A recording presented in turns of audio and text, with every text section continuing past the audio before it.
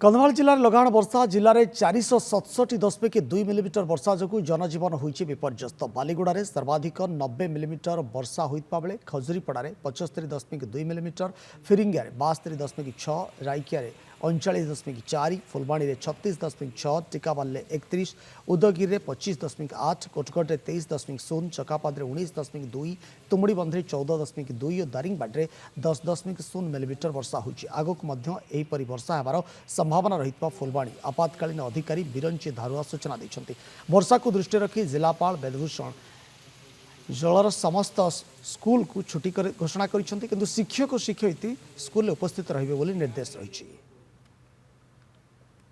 Thankfully आमर dry spell पर प्रथम वर्षा रे खाली आम जेहेतु लगाण वर्षा रही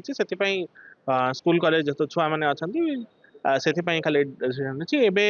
फ्लडिंग फ्लडिंग सिचुएशन बहुत जगह ना प्रायतः भी आम जिलाटा फ्लडिंग प्रोन फ्लडिंग नुह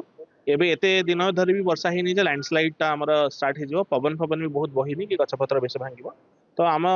एबे जी एग्रीकल्चरल एक्टिविटीज तो यहाँ भल न्यूज ही कि आमर वर्षा पर एग्रीकल्चर एक्टिविटीज नॉर्मल जोटा वर्षा कम होता आमर एतिक दिन पर्यंत जून मसरे जब कह नियंटा होता तो सेटा आम आउट थे वर्षा पर मोस्ट लाइकली आम सेटा नॉर्मल हो आमर जी चेक डैम और वाटर स्टोरेज स्ट्रक्चर भी कराई से पानी भरवा आरंभ हो।